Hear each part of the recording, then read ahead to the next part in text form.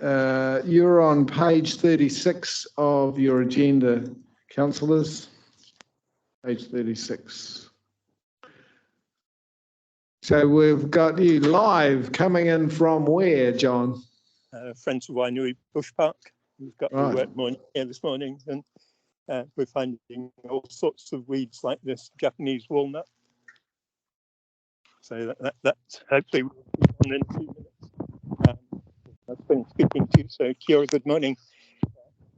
Right. Having that break, I did try to get on last time, but I thought about the technology, decided on a break, so sorry about that.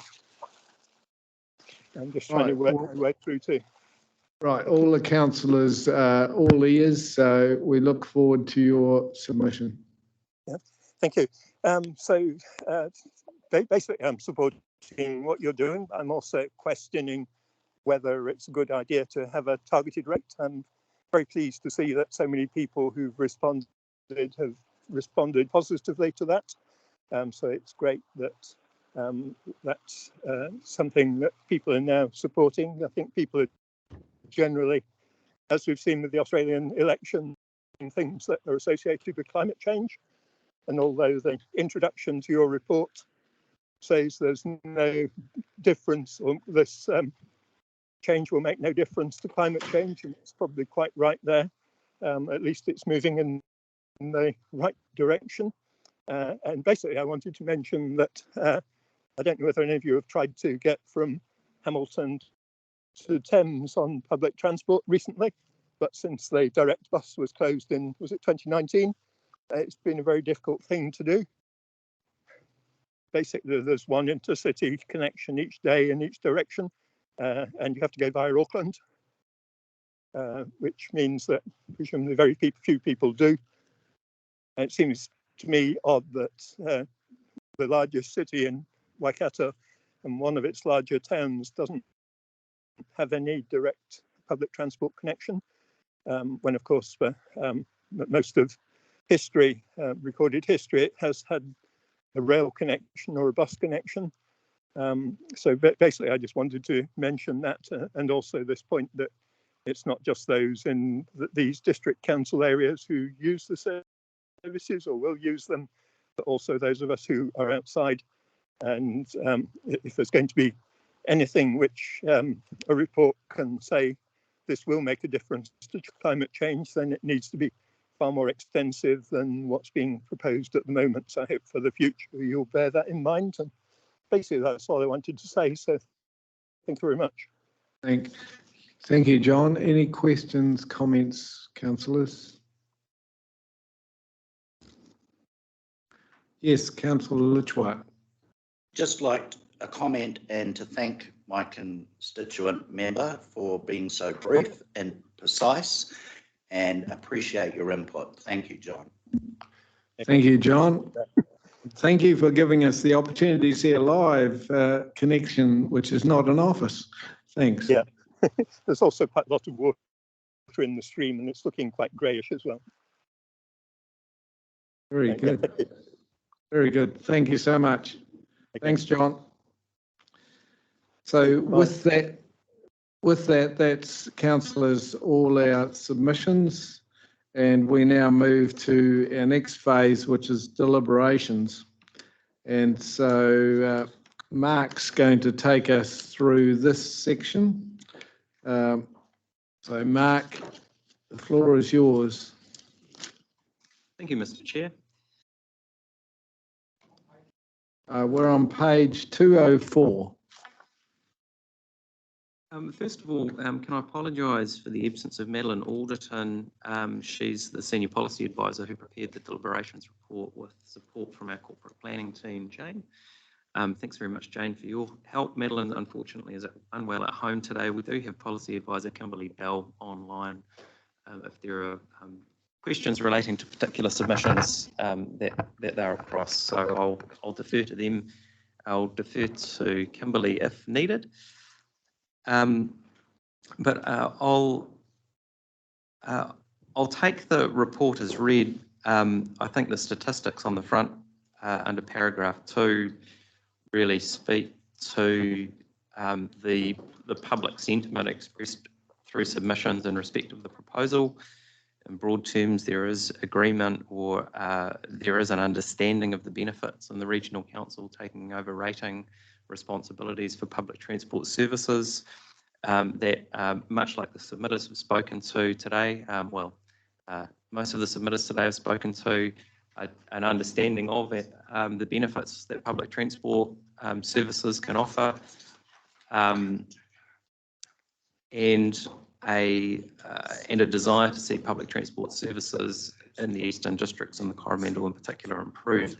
However, a reluctance to proceed with those services in the absence of Waka Kotahi funding. Waka Kotahi through the National Land Transport Fund typically provides 51% of the cost of service. Roughly speaking, we have about 40. When we include fare revenue, we have about 40% of the cost of services is covered by rates, 40% by Waka Kotahi, and the remaining by fare revenue, although that's highly variable depending on the service and its locations. I'm talking at a big aggregate there. I'd also just like to mention one or two things that may be fresh in councillors' minds from the considerations that led to consultation on this matter, as it's related to a number of the matters that are raised by submitters, including the council's decision to invest $200,000 per annum in community transport by way of a community transport fund. And we've heard about the importance of connecting people with healthcare services, with access to other essential services, amenities and civic engagement, not just those kind of life necessities, but civic engagement being part of the community is part of that as well. And these are all things that the community transport sector do provide. The Regional Council, together with Trust Waikato and with the support of Community Waikato, have created a fund of $200,000 to support the ongoing stability and provision of community transport services in the region, and the appointment of a full-time community transport coordinator to work in exactly the kinds of locations that we're talking about here. Also, just another point in addition to what Greg Morton from the DHB mentioned, he mentioned the Taumarunui pilot, the pilot health bus. This is something that's been done in partnership with the Waikato Regional Council, a really innovative little partnership, which I could see being of significant potential around a Thames health and services hub, as was mentioned. In that case, the service is actually provided by the DHB, but we install our ticketing machinery on the service, which enables public to board the service and for that fare revenue to contribute to the costs of the service. So we get a win-win with the DHB and our general public able to utilise those services, connecting, in that case, Taumarunui, Te Kuiti, and Waikato DHB.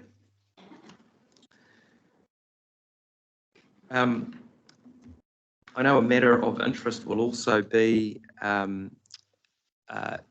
any case, what might the opportunity be for the Regional Council to progress planning for and delivering services like this. And so I think this is, there's two parts to that. There is a reasonable lead time, and this was something that was flagged as a risk in the earlier report leading up to this in terms of bringing services like these online. There are some high-level concepts developed for the provision of these particular services, these additional services that we're consulted on. They're still relatively high-level, and we've heard a little bit about the importance of making sure that those timetables and the detail in terms of the stops and services are well developed and coordinated with existing services. Any consequential changes to those existing services need to be brought through as well, so that you've got the interchange of services genuinely connecting one place to another if people choose to make that interchange.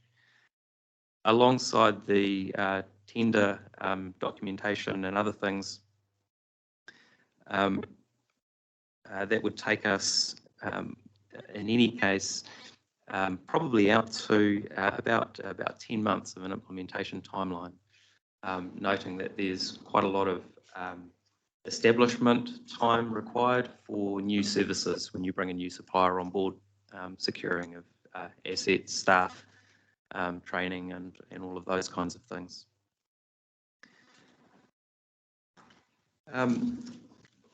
With that, though, I will leave it back to the chair. More than happy to answer any questions in relation to the deliberations report and what is recommended, which is to proceed with the transfer of rating responsibilities, but not proceed with the additional services at this time. Councillor Husband. Yeah, thank you, and thanks, Mark. I was just wondering, the MPDC has no new services, which is cool. I guess the biggest concern, we've had a couple of those P3 meetings over the last couple of weeks, with quite a few ratepayers there. So I've taken the opportunity to talk to them about their views on this. I guess the biggest view that's coming through from community is that they're going to get linked into the train, going to be rated for the train if they come under WRC. If there's a service provider from their town to here, they're going to get pulled into the train, paying for a train. So if we can be assured that that's not going to happen, then I would support this.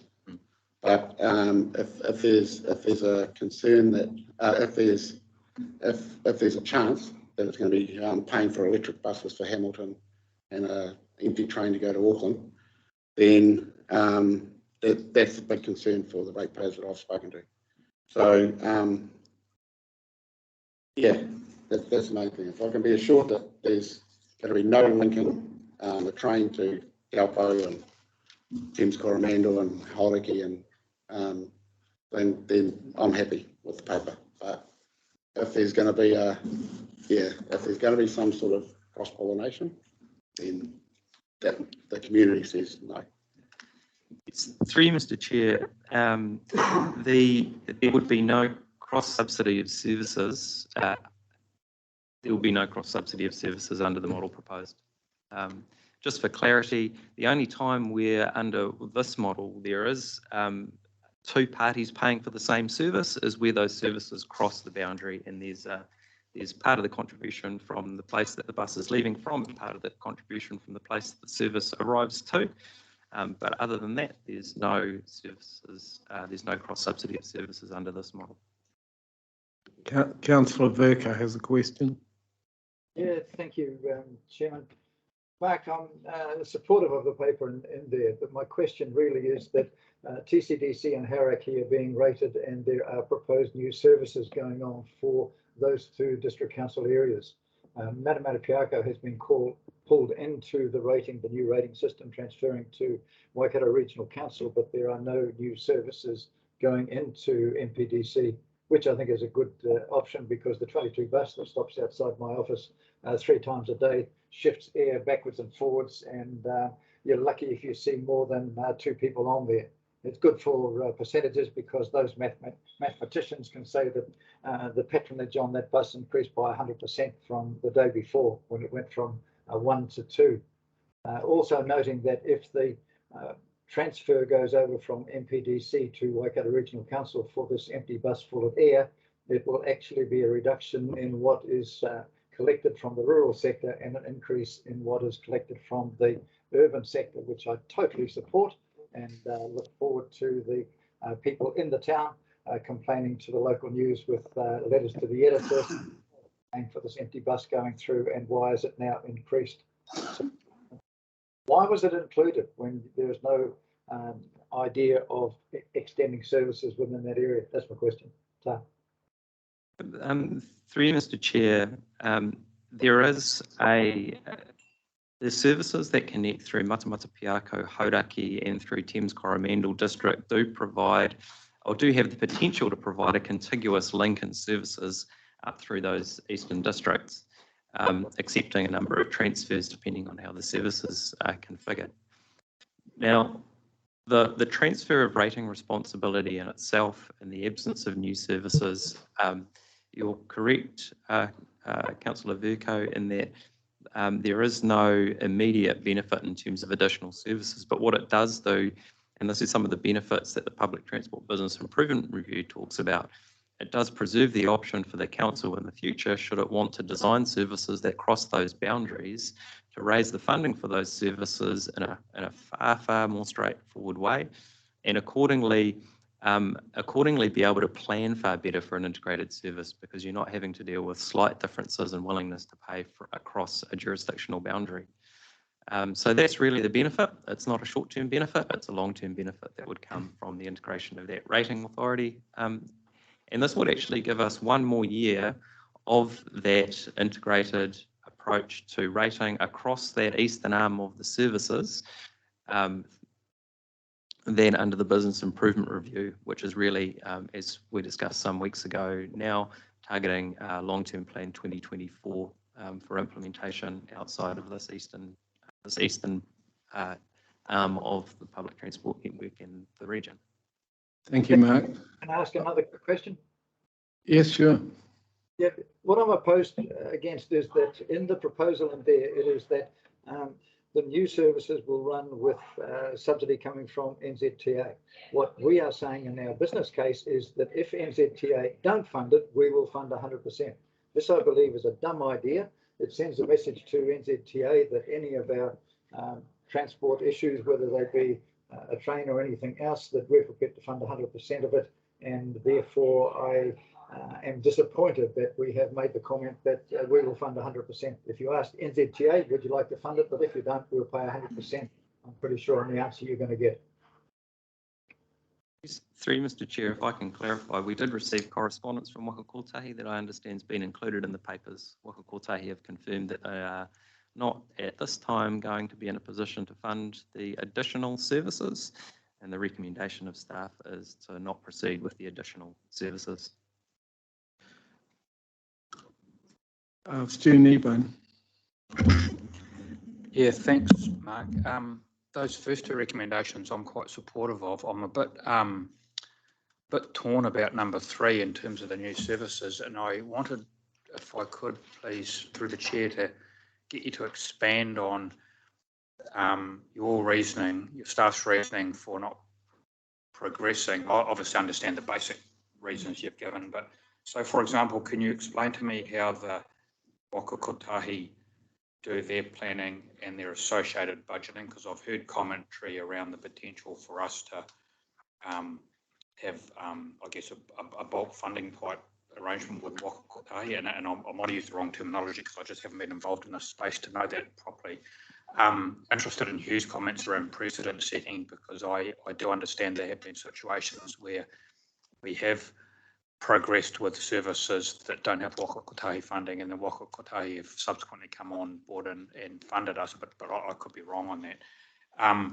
And I guess also wanting to understand our planning processes in a bit more detail in terms of at what point do you see us pushing ahead with providing a new service for the likes of the western side of the peninsula there? Yeah, if that all makes sense. Just want to understand it properly, Mr. Chair. Yeah, just because I'm a bit unsure on recommendation 3.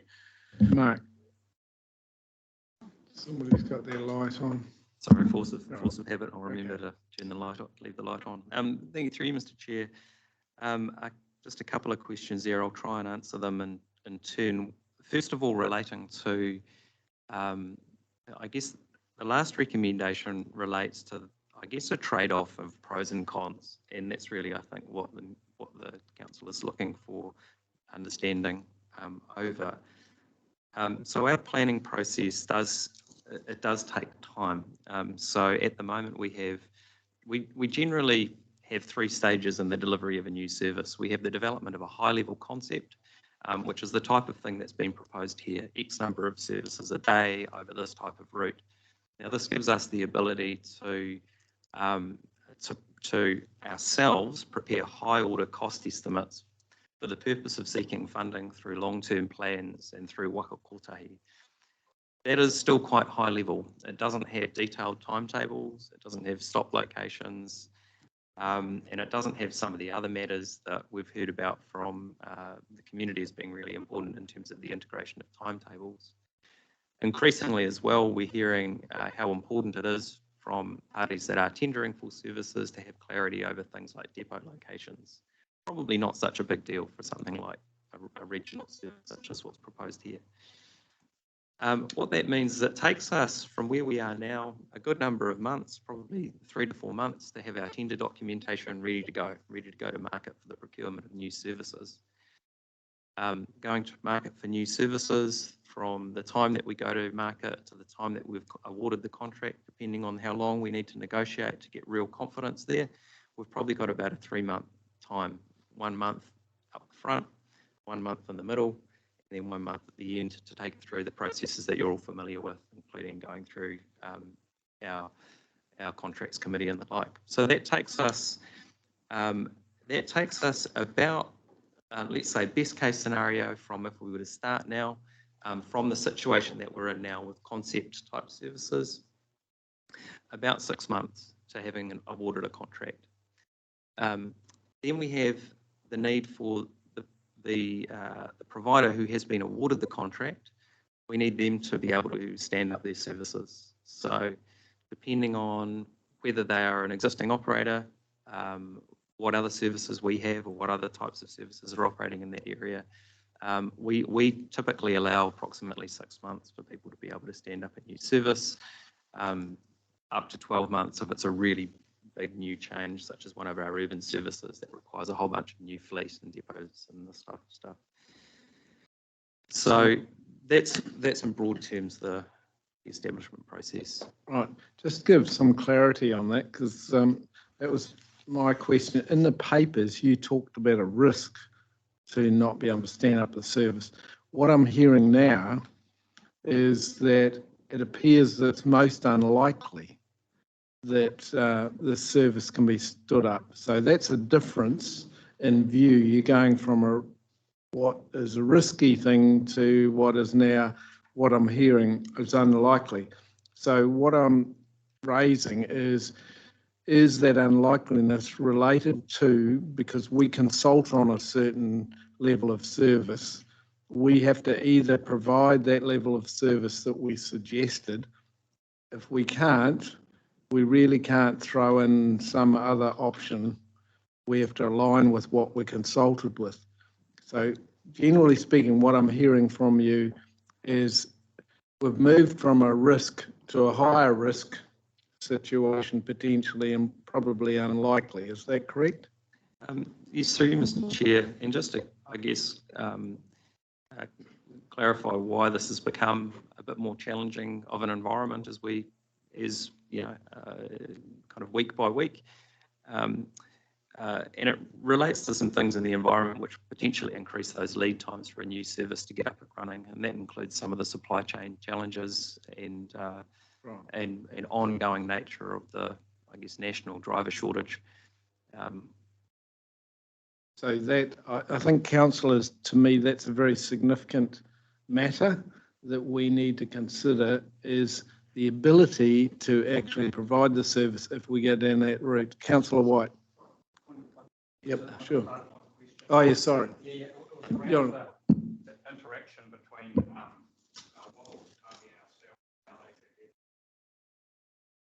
Yes, through you, Mr. Chair, I can paraphrase that question for those online, which was Councillor Kneebone was interested in the nature of interaction between ourselves and Waka Kotahi in relation to funding, how their funding works, and was earlier mentioned this question of bulk funding. So we submit a list of activities to Waka Kotahi, and we keep track of this list on an ongoing basis with them. This is basically, we have a list of projects, and we have those that are above the line funded, those that are in the middle, funding unconfirmed. At the moment, we're taking that as not funded, and those below the line, which are clearly not going to be funded. Now, the Waka Kotahi's allocation of the National Land Transport Fund it's done on a 3-year basis, and the much like many 3-year budget processes, in most years there are some delays to the ability to implement various initiatives across the program nationally, what this has meant in the past, and I can't speak for this year, but what it has meant in the past is that there's typically more flexibility in funding in year 3 than there is in year 1 and year 2. And we're in the middle of year 1, we're heading into year 2. And at the moment, these services would be unfunded, as Waka Kotahi said. Now, the councillor asked as well about bulk funding. At the moment, we are funded on a project-by-project basis. And that's how Waka Kotahi allocate their funding. There's been quite a lot of challenge put to Waka Kotahi about this approach, rather than bulk allocations, kind of whole of program-based funding options. Now, as we, in the future, were the council to step into a far more regional approach to raising its own funds, it also gives us the ability to go to Waka Kotahi and ask for program level funding across wider aspects of our network. What this gives us the ability to do is, from time to time perhaps, decide as a council not to fund, to proceed with a service that may not necessarily receive its full 51% of Waka Kotahi funding. The consequence of that type of, I'd call it a program funding, just using Waka Kotahi's language rather than bulk funding, is that it would enable the council to spread the costs across the whole of that program, rather than loading those particular costs for services that may not be funded at 100% onto that particular local community, recognising the kind of, wider regional benefits of doing so. Right. Can I have all councillors turn their lights off, because we've all got out of order. Now, Councillor Nicol, you've had your light on for quite a bit, so you'll go first, then Councillor White, and then Councillor Strange, Tegg, and Russ Remington, that sort of order. If you're happy with that, we'll put the lights on in that order. So if you've pressed yours, yep, great. And then so on and so forth down here. And then Tegg and then Russ. Yeah, great. That's great. Thank you so much. We're now on track. Okay, thank you. I had a question for Mark. Should we go ahead and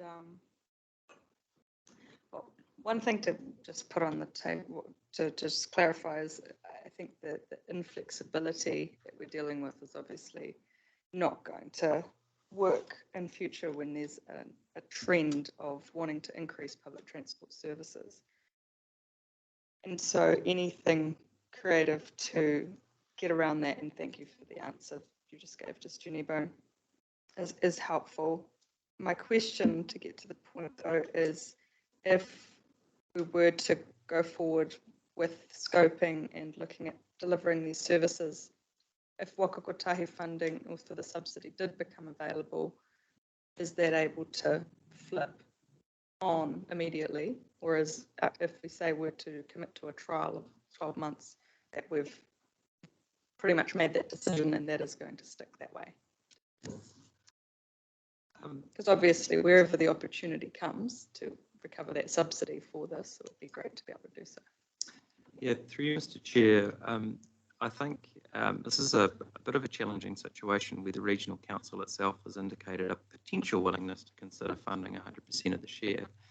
In general cases for other trials, and noting actually that the Thames Connector service has been operated at on a trial basis, that these trials also do receive Waka Kotahi funding, where Waka Kotahi sees the benefits of it and it's fundable. I don't think that the regional, I can't really read the minds of Waka Kotahi investment advisors. There may be an element of painting ourselves into a little bit of a corner. However, in saying that, I would say that were work to commence on these lead items that would be required in any case, providing the communications with the community and stakeholders was clear, the tender documents, we could get it all the way up to preparing the tender documents. We couldn't quite go to market without funding confirmed, or a strong indication of funding. We could take it that far, and we could probably take it that far in a similar time frame. And as I said, at times Waka Kotahi funding from year to year of their funding changes. Year 2 and year 3, there does generally become a bit more flexibility, although I know the fund is under a lot of pressure at the moment. We also hope for some new injections into that fund. It may well enable a service on a permanent or trial basis to attract Waka Kotahi funding as early as July 2023. Okay, thank you. That's helpful. Right. Councillor White. Yeah, almost all of my questions have been answered actually through Councillor Nichols and Councillor Kneebone's questions. So I guess because my questions were in relation to a trial and Waka Kotahi funding, etc., and also the timeline of how long it might take to actually get something like that happening. But I just wanted to check something with you, and that was a lot of the submitters said that there was a lack of detail in these proposals for new services. And I'm assuming that we'd actually need a full business case in order to get Waka Kotahi funding for the new services as well. So I just wanted to check with you, first of all, whether you thought that there is that we do need more detail, whether there is still a lot of information that we need to find out. And if that is the case, do we need to do that before we consider something like a trial anyway? Through you, Mr. Chair, I know Waka Kotahi would certainly value any further information we can provide to help with their funding decision making, and typically they do ask for things to be done in the form of a business case, which really perhaps more clearly articulates the benefits, the costs and benefits of service proposals. Just for a little bit of context, these types of services, and in fact the scale of many of our services, we are often challenged with the traditional business case approach, which if anyone joined the Regional Transport Committee meeting the other day, Regional Relationship Manager David Spears mentioned the business case approach is currently under review. One of the reasons it's under review is because it takes a lot of time, and it's big and it's expensive. And the size of many of the services that we procure, the cost of investing of a full bells and whistles business case is simply not proportionate to the scale of the services. So we do often pursue our awarded funding without a full bells and whistles business case. In saying that, were we to, I guess, continue to develop these services, it would mean that we'd be able to fill many of those gaps or furnish additional information, including on things like likely benefits and potential patronage. And that would be of benefit to Waka Kotahi as well in their funding decision making. Okay, and just one other thing to add in there. If we were going to do a business case on this, is there any way that we can actually get more information about those other services that were being provided to actually figure out? Because it does sound to me as if on the peninsula they used to have services, they no longer have them. It certainly looks to me as if there is a need for something there, but I'd like to understand what it was about those services that made them fail before we actually try to push on with another one. So how easy is it to get that information? Because one of them was an intercity provider that was going around the peninsula. But yeah, I just wondered how easy it is to actually get information about what worked, what didn't, in order to actually move forward with something that might work better for people over there. Yes, through you, Mr. Chair. I don't expect getting that information would be too difficult. Most, including commercial operators, are willing to share their experience of what works, what's worked, what hasn't. There's obviously a line they can't go past, but we have quite a lot of depth of experience and longevity of tenure in some members of staff who will have been involved in some of those services as well. So I'm sure we'd be able to glean a reasonable amount of information. Councillor Strange. Thank you, Chair. Yeah, my questions are around option A and option B. If we were to go with option A, when would the services likely be up and running?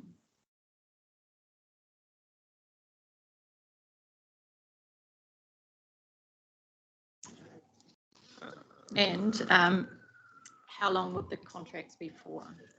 Say if we were able to secure Waka Kotahi funding. Sure. Yes. Through you, Mr. Chair,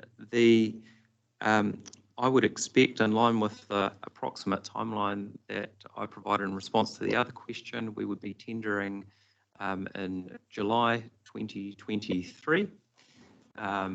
So I think we would probably be, and if we had signalling of funding earlier than that, we could potentially even release tender documentation earlier than that. What that would mean is that we would probably be looking at a early 2024 service implementation. Would be my estimation, and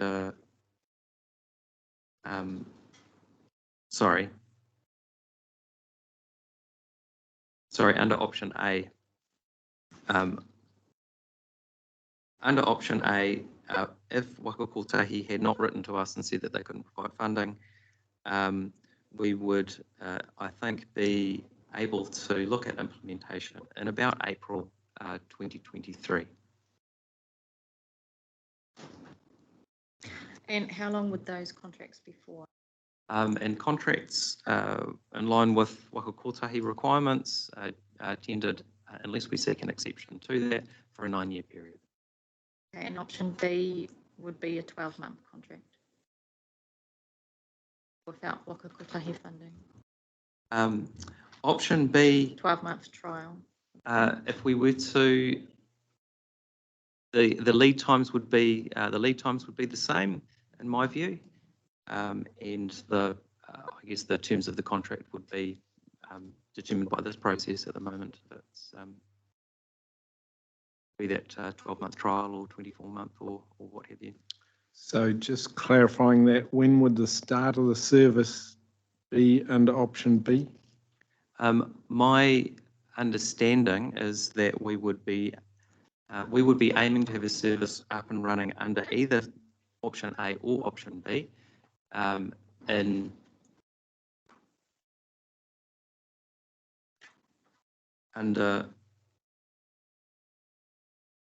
sorry, my reference to the options is probably not helping me. Sorry. And under any case, with or without Waka Kotahi funding, we would be able to potentially move ahead with additional services from April 2023. Right. And that's just accounting for the lead times. So just to be clear, councillors should disregard your earlier comments that talked about an early 2024 start of services. You're now making it clear that it's April 2023, regardless of whether option A or B is taken. I just want to be clear that, that we're not confused by your earlier statement where you talked about the potential under option B to be at early 2024. So that can be disregarded. We're talking about... That's correct, Mr. Chair. If I can clarify, however, my reference to early 2024 was that were we to preserve the option for Waka Kotahi funding, we would be able to nonetheless continue the planning process that we have running up at the moment with a view to going to tender in July 2023. And if we went to tender in July 2023, that would enable us to have a service up and running in early 2023. So just to clarify then, from an operator's point of view, either going for a 12-month to 24-month contract as opposed to a possible 9-year contract, would we, in your opinion, get more competition among tendering?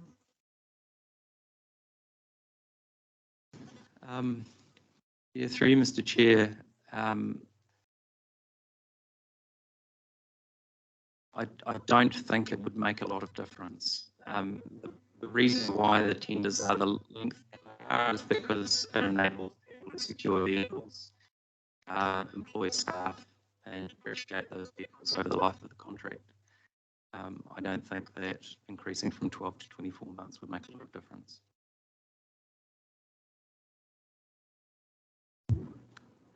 Thank you. Russ, Councillor Orrington. Thanks, Mr. Chairman. Just a question I have. What or has any consultation been undertaken, either you, Madam Chair, or Mark, have you had with the people that are most affected, i.e. with Sandra, the Mayor of Thames Coromandel? Have you discussed it with Ash Tanner and Toby? If so, what are their preferences? Through Mr. Chair,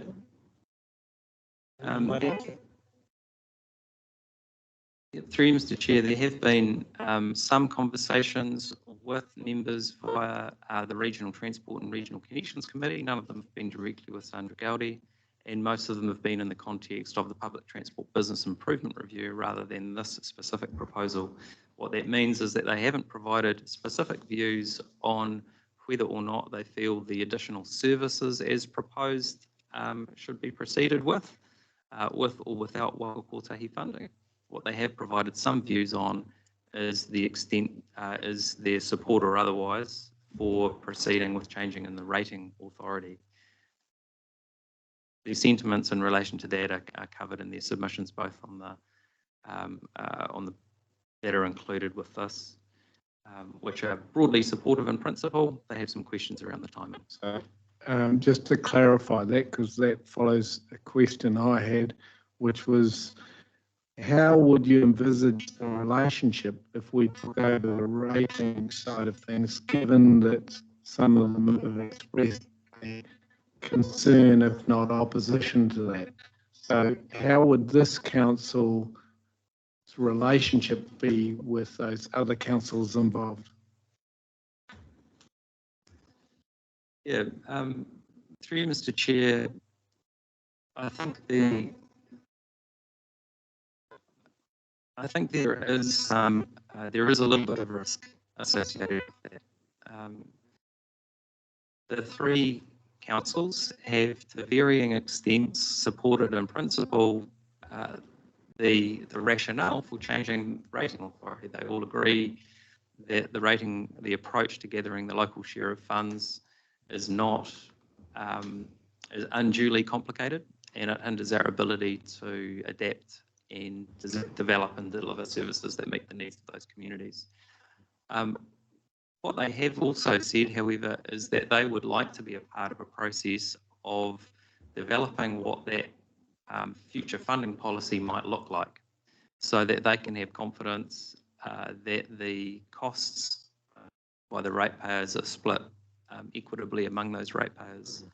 And this is part of the reason why the proposed approach here is being spoken about in terms of an interim funding policy, because it's my view that it would still be highly desirable to engage with those councils and their communities about what type of rate burden should be carried and how that should be distributed within the region as a whole, not just within those districts.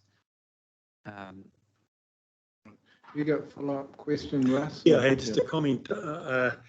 Just my thoughts and experience, Mr. Chair, is that it's easy to get into these services, but it's very hard to get out of them when they don't work, because we are at the forefront, we're approachable, the media seem to kind of delight in asking the questions, and that's their role. But so my warning is that you better be well aware, once you get into it, you've got to have to love it, because you're going to be in it forever. And Blind Freddie can see that there's a good chance that next year there will be a change in government, in which case I suspect that the enthusiasm for funding of public transport will not be to the same level as it is at the present time. Therefore, one has to be very, very aware that the Waka Kotahi's kind of funding that they've been giving into PT in the last 6 years, I don't think will continue. The other government, they just love bitumen, they love roads of national significance, etc., etc. So all I'm saying, we need to be well aware that with a change of government will become a change of policy where we have to make certain we don't end up burdening the ratepayer and our smaller councils with this service. Thank you. Thank you. Councillor Teague? Thanks. Just on that question around a level of support from particularly Thames Coromandel Council for new services. Is it not the case that at least 3 community boards have expressed support for new services? Is that correct? Sorry, yes, through you, Mr. Chair, the question related to whether I'd had a conversation with the Mayor. Yeah, sure. But I mean, we don't want to give the impression that we should rely on the opinion of just one person as to whether it's supported, but just general community support. The other question that was raised earlier was around the precedent that might be set if we chose to fund services fully without a subsidy. Are you aware of the precedent for the Thames Connector bus, where the Thames Community Board agreed to fully fund that service without any subsidy? It was then used as a trial. It was proven to be successful, and a business case was then developed, which then went to Waka Kotahi with that information, and they then provided the subsidy. Is that not a reasonable precedent of what might happen if we chose to go down that line with these services? Yes, through you, Mr. Chair. I would say you're right. It is not without precedent that some services have been 100% funded, and then particularly by a local community, and then have subsequently received Waka Kotahi funding, though I would note the Thames Connector services still remain funded by Waka Kotahi on a trial basis. They have not received confirmation of a permanent allocation. Now, we're reasonably confident, given the performance of the service and the like, that it will in time, when Waka Kotahi are able to have their own funding certainty, I think it's reasonably likely it will be confirmed as a permanent part of our program, but it's still got a little way to go. And is that Thames service has been extended till 2024 though, has it not? That's correct, to align with the new National Land Transport Fund, which everyone is hoping will provide long-term certainty for that service. So second question, thanks. One of the other issues that's been raised is the potential difficulty of getting people to tender for it. Again, if you go back to that Thames Connector service, which was I think only a 6-month trial, I think there were at least 2 tenders, and they then, one of those tenders was then able to continue with the service once the subsidy was available. Are you aware that there is strong interest in extending services in Thames Coromandel, for example, from that company and from others? And for example, Thames Taxis, I'm aware, has 2 or 3 other vans already ready to run if there was an extension. That wouldn't surprise me, through you, Mr. Chair. There may be some providers that are able to stand up relatively quickly. I would say, however, there are so again, our typical process in that kind of situation would be ahead of finalising the tender documents. We would have a kind of a market engagement session where we invite people to Q&A session, understand what kind of capability and appetite there is to provide the service, and then that would inform our approach to tendering the services. I would also, though, point out that with some of these trial services, including the current Thames Connector service, they do have some limitations in terms of their ability to carry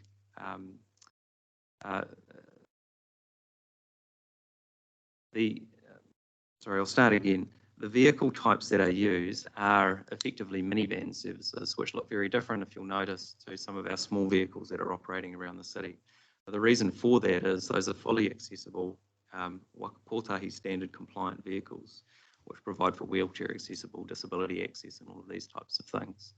This is one of the pros and cons of a trial service, is that we can seek exemptions to some of these standards for the purpose of proving concept. Is it the case that the Thames Connect service now extended to 2024 has that exemption? It does. Yeah.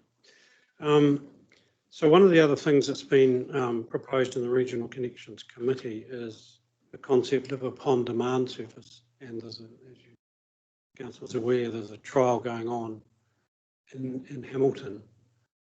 If there was a trial then expanded out into a rural region that showed an upon-demand service could work viably in that scenario, would that be a useful thing to then be able to think about rolling it out region-wide? So the trial would provide some benefit to this council in showing that a service like that could work. Through you, Mr. Chair, we have a couple of demand responsive trials already on the cards that would probably provide similar learnings and benefits. But in principle, any trial is something that we could learn from. Thank you. Councillor McPherson. Yet I'm torn, having listened to the debate and having lived north of Coromandel for 18 months of my life and trying to run a professional life. The use of that commercial service from Auckland Airport to Coromandel Township was really, really valuable, and it cost 2 times nothing. But we're being asked to believe that there's some market failure here. And I'm really haunted by Hugh's observation because I don't understand that empty bus from Matamata to Hamilton. If there was a real need here, it's a wonderful case study. I mean, I'm sure there will be some people and families in Morrinsville that are really struggling in the current situation for transport. And it would then be logical that they would use the bus service, but they don't appear to be. So my fear here is that we run the risk of repeating that and having empty buses coming across the plains. So I'd be really keen on any insights you've got, Mark. And by the way, Mark, good paper. I'd be really keen on any insights you've got about market failure. I've got no evidence to suspect that this would crowd out a commercial endeavour. The only thing that stopped me using that service, that commercial service from Auckland Airport to Coromandel Township, which involved one change at Thames, was the awful timetabling. It was really difficult to get your flights into Auckland Airport to line up with the bus service. So I'd like your observations on why you think, given a possible demographic in Morrinsville, for example, that bus that Hugh's been observing for several years is empty. The other thing is, I am interested in your comments on the timeline, because it strikes me, even in Coromandel Township, that there's a very active taxi service that'll pick you up from the ferry when it was running and would run you to Colville or would run you to Whitianga. And again, reasonably inexpensively. So I thought, here's a commercial endeavour that's picking up a need. But we heard from submitters today, and I must admit I haven't needed to use the service recently, but we heard from submitters recently that commercial service is gone. I suspect with the advent of tourists coming back into New Zealand and opening the borders, there'll be more incentive for commercial enterprise to step into the breach. It strikes me that those taxi services in Coromandel and Thames would probably jump at helping us with a project like this. And so I don't understand your timeline. I'd hate to think that your view is, Mark, that we've got to have big diesel buses or even small diesel buses. I'm hoping that in answering the questions that have been put to you, you've thought about the use of even smaller vehicles. So in summary, my question through you, Chair, is what evidence do you have that there really is market failure? Because Hughes bus with no people on it would tell me there's not market failure. Can you comment on my question around the timelines, please? Thanks. Yes, through you, Mr. Chair.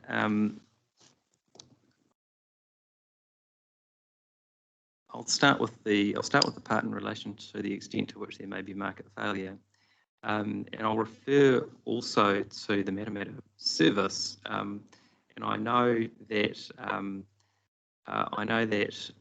at times its patronage is very low, but across the services it carries, it actually is reasonably well patronised. It carries about 200 passengers a day.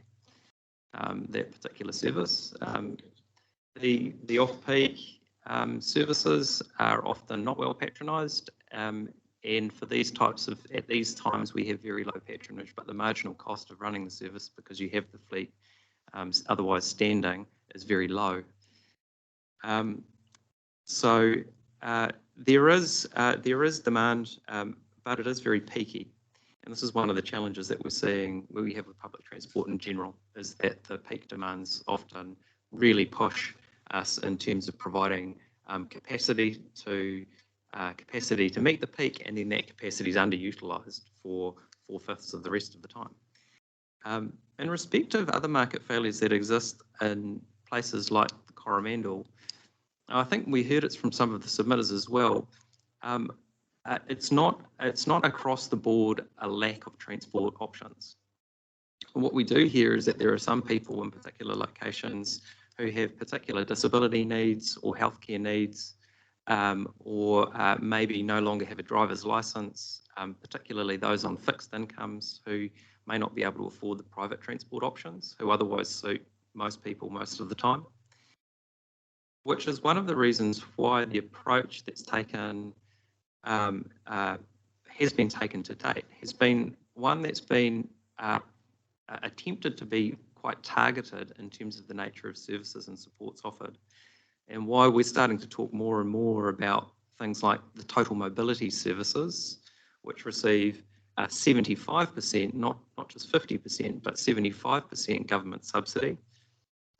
These services provide a discounted taxi fare to users, and these services are now also available in some parts of the Coromandel, but they provide a half-price taxi fare to people because these are the services that get people from place to place when they don't have access to a public transport service or cannot themselves otherwise use public transport or private transport service, and community transport services, which I've spoken about before, in which the council's made a call to invest in shoring up those services. So the market failure, I would say, in those terms, is not across the board in respect of access to transport services, but more targeted, which is why we've tended to take a more targeted approach. The other component in relation to the timeline, yes, through you, Mr. Chair, depending on the nature of the service that was being tendered, if it was a permanent service, we'd definitely be looking to a RUB compliant vehicle. It may be a relatively small vehicle, but there are standards for those small vehicles as well.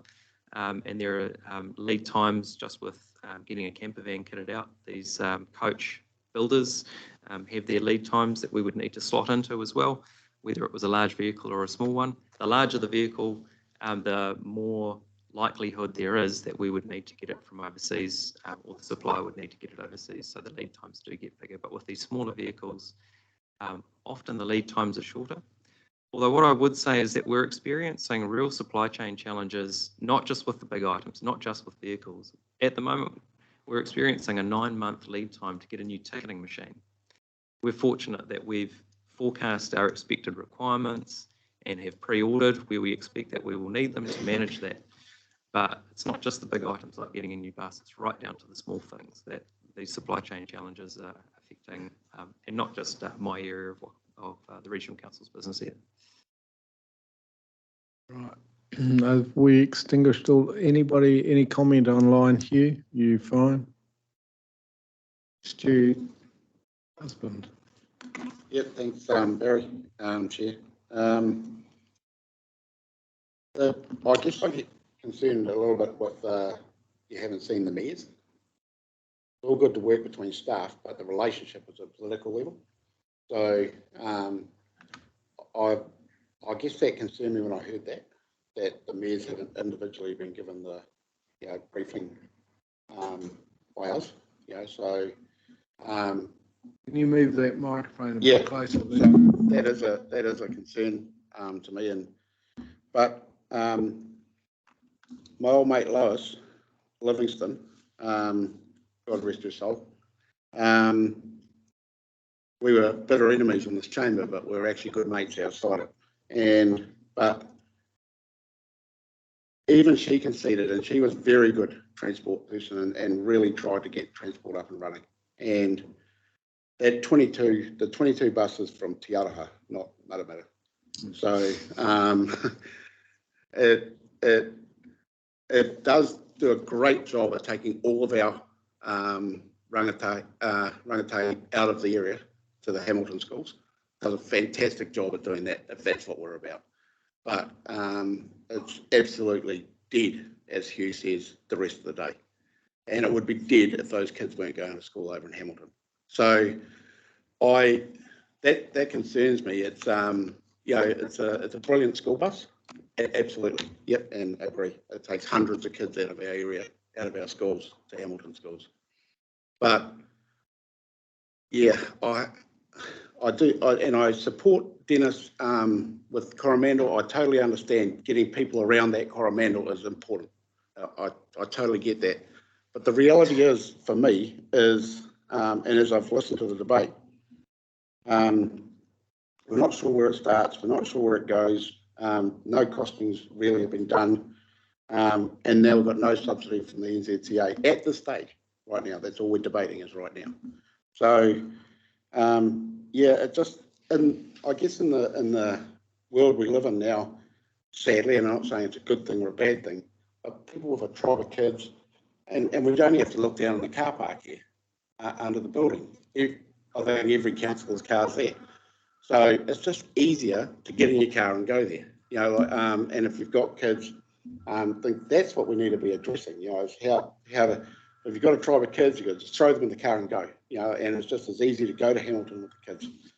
So, yeah, I'm not sure of a way forward, but those are my concerns, is that I understand Coromandel definitely needs some sort of connection, happening around it. But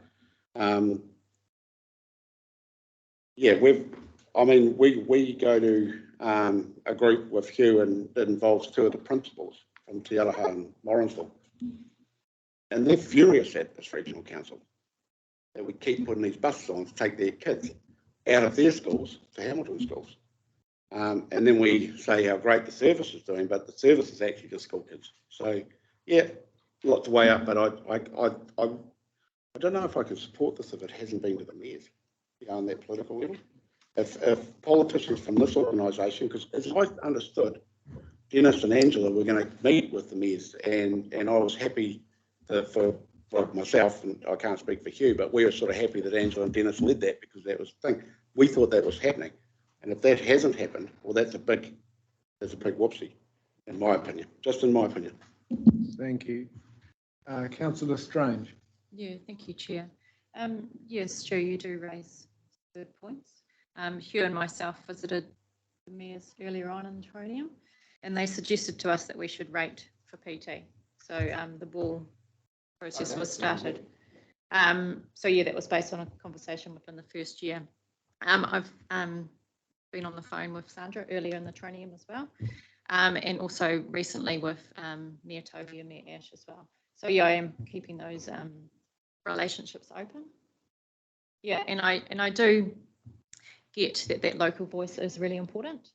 And yeah, I'm keen for us to rate regionally for PT, but we need to know the needs of each community from people on the ground there. So yeah, I really don't want us to lose that local voice. So that's why, you know, the voices around this table are really important as well. Like Kefi is awesome at telling us what her needs are down there.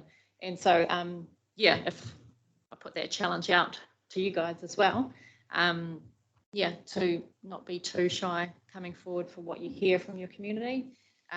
We often get those voices from the Regional Transport Committee as well. So it's always good to have that balanced view as well. So yeah, thanks, Stu. Thank you, Councillor Teague. Yeah, just I think to give you some comfort, Stu, around the sort of political support for new services in Thames Coromandel. I've personally talked with Terry Walker from Whangamata and Gary Gottlieb. They're in support of new services from that side. John Morrissey, the councillor from Coromandel, is strongly in favour. In fact, their community board did put up some limited funding for a new service. And the three councillors in Thames are all very supportive of new services, connecting, you know, the outlying towns into Thames. So in addition to that, in the submissions themselves, three of the community boards have expressed support for new services. So Coromandel Community Board, I think Thames and Mercury Bay to some extent. So you know, I think that just confirms my own soundings that I've taken, because I went out and spoke to every community board in that district when I was first elected, and I got very strong feedback from those boards, and also since then from the general public in terms of social media and so on. So I'm in no doubt there's strong public support at both a community level and a political level for this. Thank you, Councillor Teague. Councillor White. Yeah, just wanted to respond to something that that Stu mentioned, and that's page 196. The letter that's signed by Ash Tanner says that the audit opinion notes that funding is not confirmed, and if WRC fails to secure funding from Waka Kotahi or other sources, the targeted rates for the proposed new services will be increased to collect the full amount required from ratepayers. Matamata Piako District Council does not support the full amount being charged to ratepayers. Given the impact of COVID-19 and rising inflation, families are under increasing pressure, and a further cost increase in this area would be challenging for many. In conclusion, we would like to see this work paused until the next long-term plan cycle. In the meantime, Council would like to review and understand the needs of its community.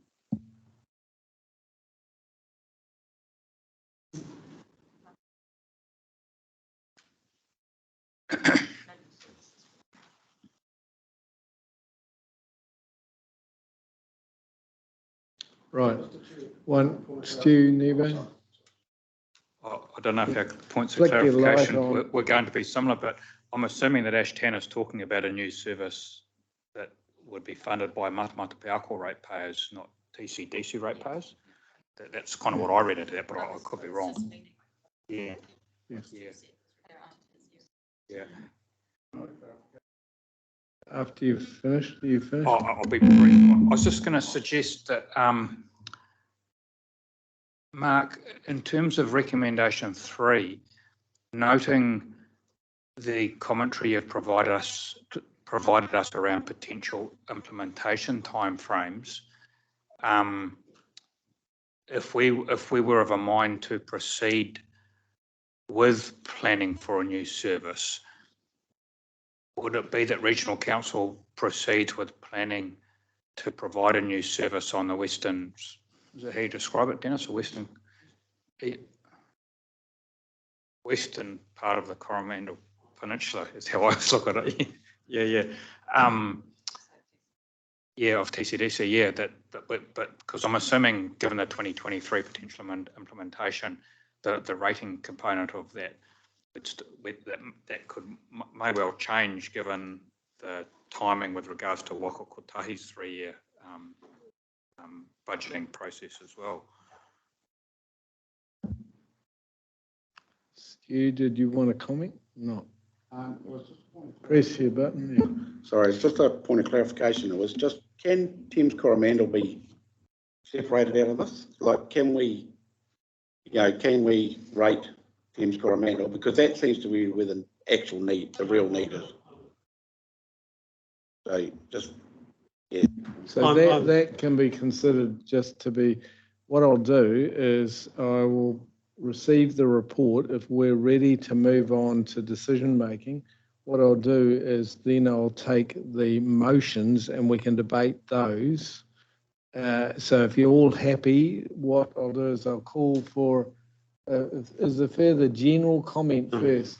If you want to make a general comment. Well, just to say that I've foreshadowed a motion to proceed with new services in Thames Coromandel only.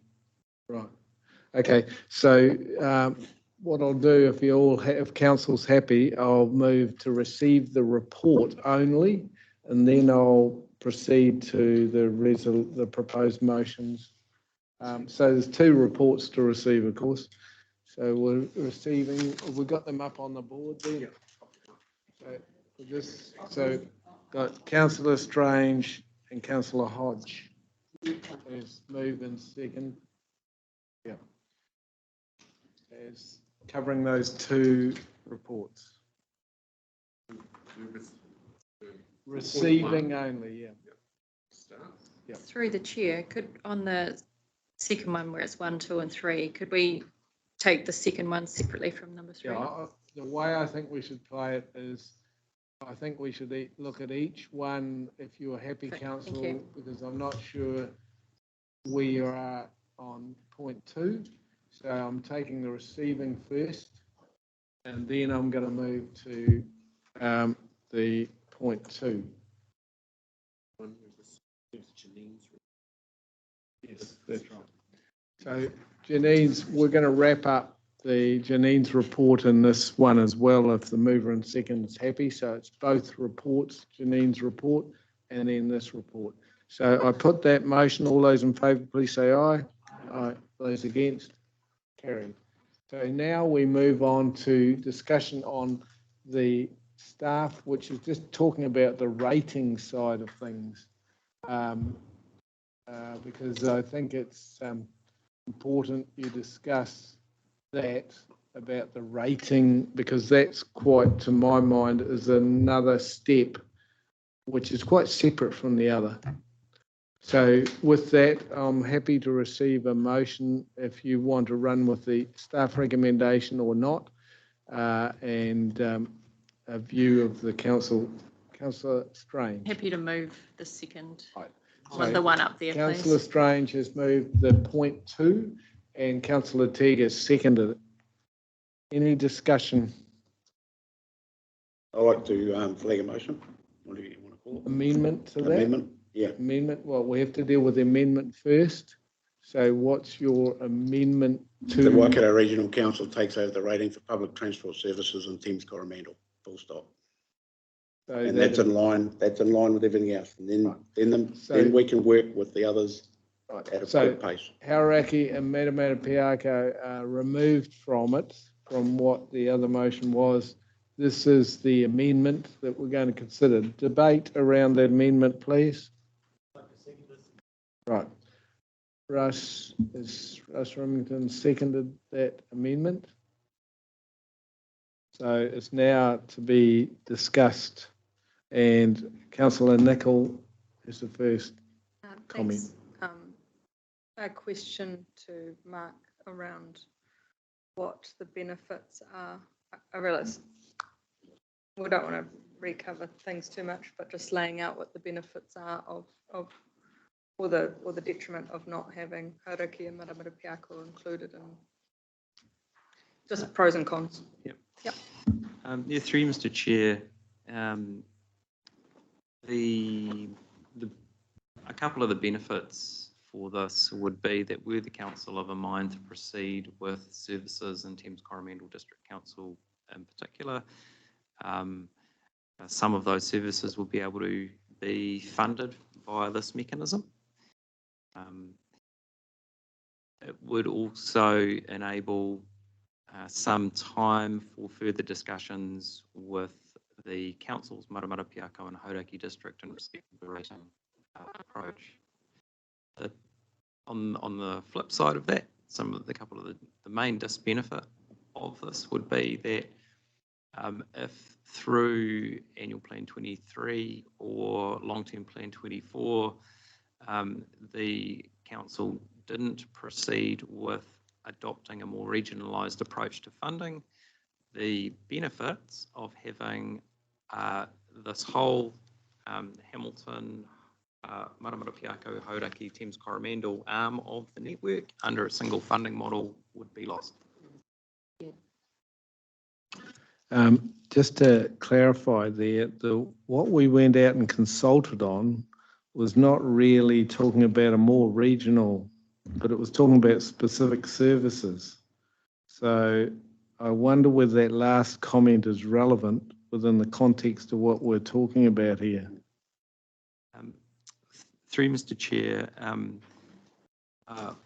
think the consultation questions, and particularly question 1, in my view, in any case, stood alone, and that it did seek, on the basis of existing services only, whether or not the public were of a mind, whether or not they supported the regional council taking over the rating responsibilities for existing public transport services. But that was confined to a group that was targeted, wasn't it? It wasn't the full region.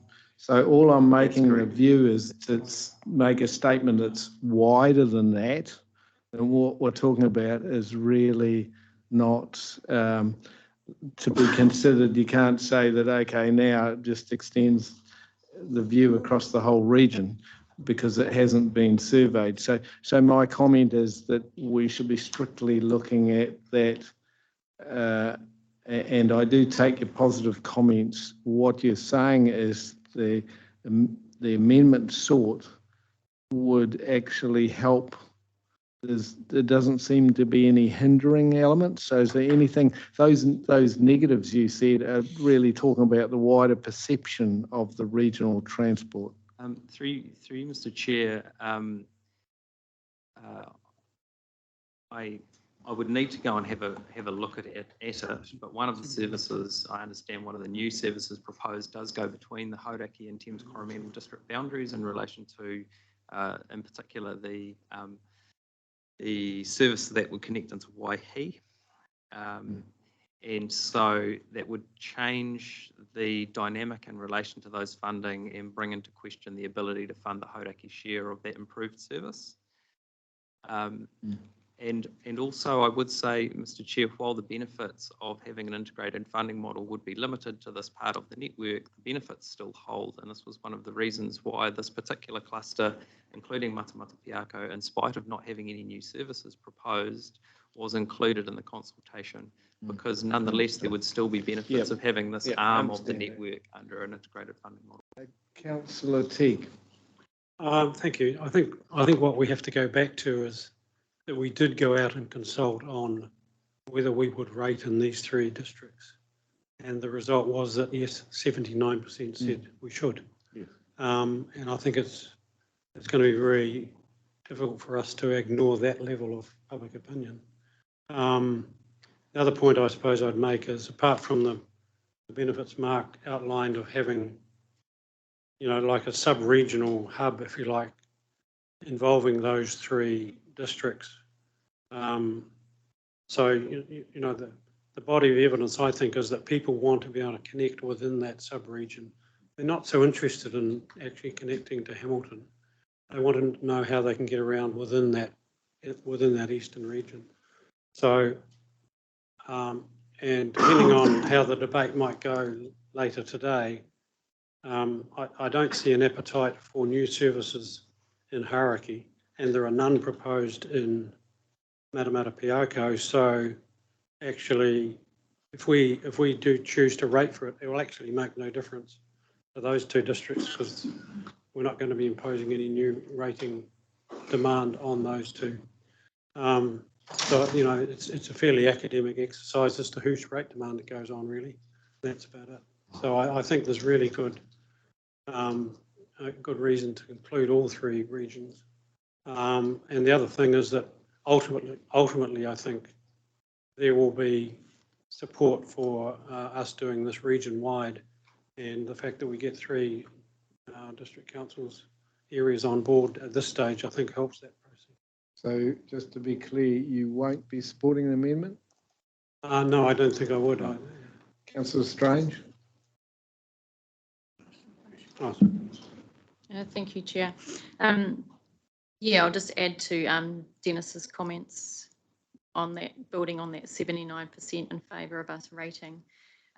Feedback from Hauraki Council was that they were supportive of us rating for services. My interpretation was that it was the infrastructure that they were questioning. So yeah, at this stage, services was a bit of a given, and that would tie into conversations that we've had with the Mayor earlier in the training as well. So yeah, I will not be supporting the amendment. So I think it's important to hear those voices, local constituent councillor and our chair of that public transport side of things. That's important. Any other comments? Yes, Stu. Yeah, I guess I was just looking at the stats.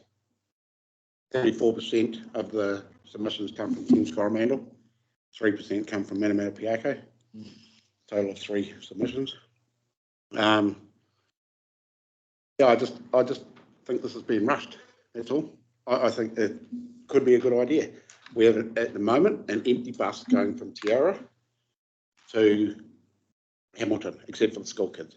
So I'm not going to be here next training. I'll announce it. So I'm retiring from regional council. So it's of no benefit to me, this conversation. Nah.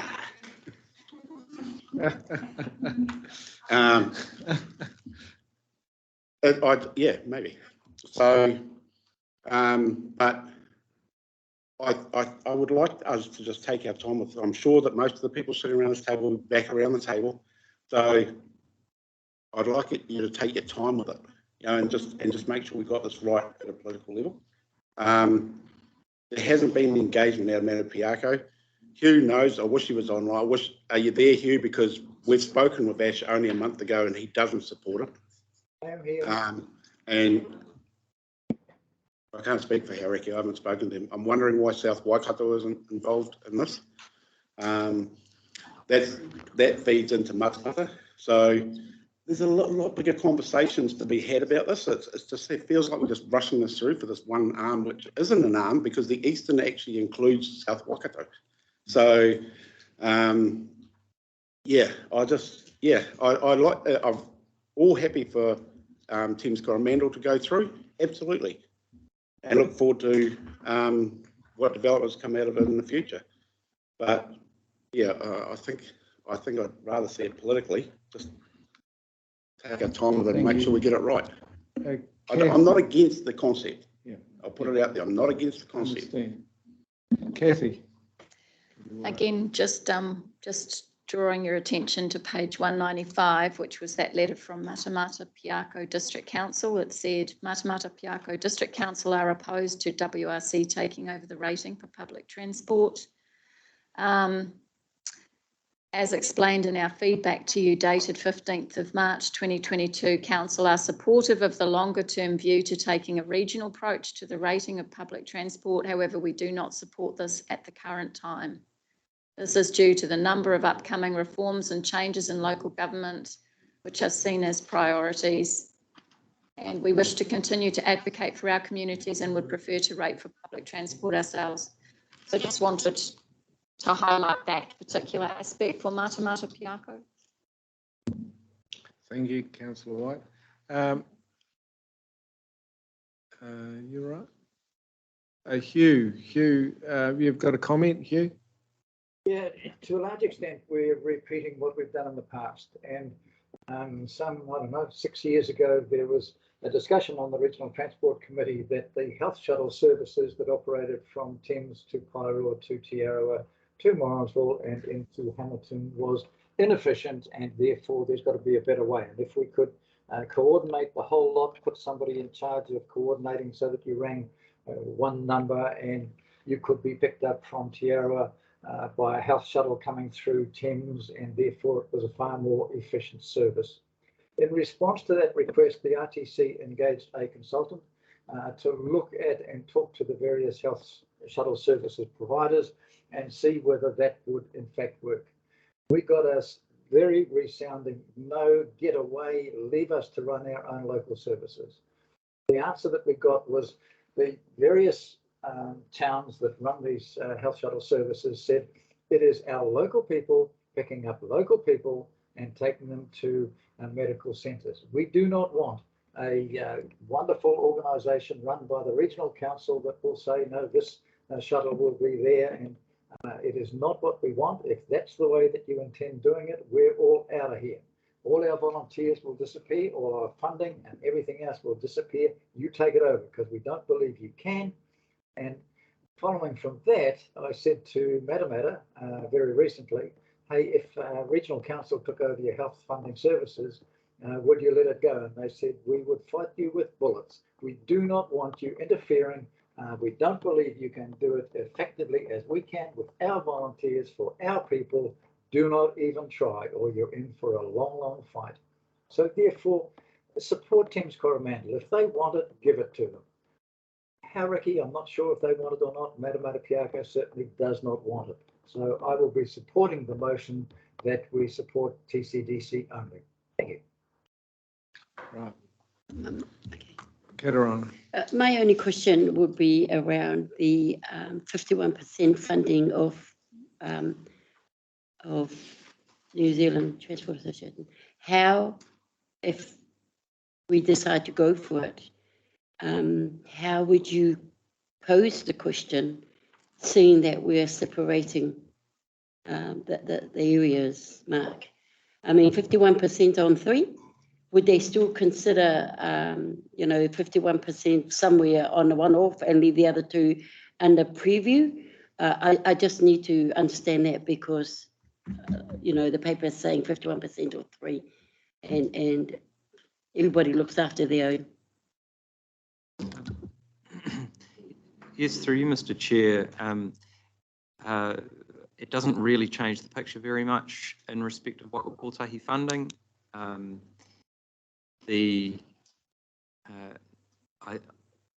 would need to ask the team to do the numbers, but save for were the council to be of a mind to proceed with Thames Coromandel only, and were Hauraki not able to come to the party with otherwise their component of the additional local share required for any enhancements in the services that connect between Hauraki and Thames Coromandel, we would still have exactly the same process to go through in respect to funding. So I'm not quite sure what the difference would be in the ask, but that's right. I don't understand. I don't understand why we've got the whole thing together. Over all of these years, our 2 councillors in the Matamata Piako area have always said, why didn't we separate these questions out for it now? And now going out long term. Unfortunately, we haven't. We're stuck with debating councillors in here, and the mayor who's on his way out anyway, and a councillor who's on his way out as well. 2 councillors for crying out loud. Yeah, well, we'll go with that. But I guess what I'm trying to say is that I don't think we ask these. Thank you. Thank you. Just put clarification. Yeah. If we take over the rating, I'm assuming there's nothing requiring us to rate for a new service, if that's our call, and there's nothing preventing Matamata Piako from rating their own ratepayers for a specific standalone service that they choose to run. Sorry, could the member ask that question one more time? So if we run with recommendation 2, i.e. not Stu's amendment, we've then got a mechanism in place to rate for a service if we so choose. However, it seems to me that given that scenario, there is still nothing precluding Matamata Piako from creating a service of their own and rating for it if they so choose. Yeah, through you, Mr. Chair, working that hypothetical through, if the regional council was rating for public transport services within an area, and any entity, territorial authority or otherwise, decides that they would like to do something additional and they come up with some money for that, and that enables us to adjust or add to that, I don't see any particular barriers from my perspective. However, I might pass to Janine because I understand that there were some matters that were raised through audit in relation to having two authorities rating for the same service. Through you, Mr. Chair, one of the points that Audit New Zealand were at absolute pains to clarify with us through their review of the consultation document was that there was zero risk of effectively both councils rating.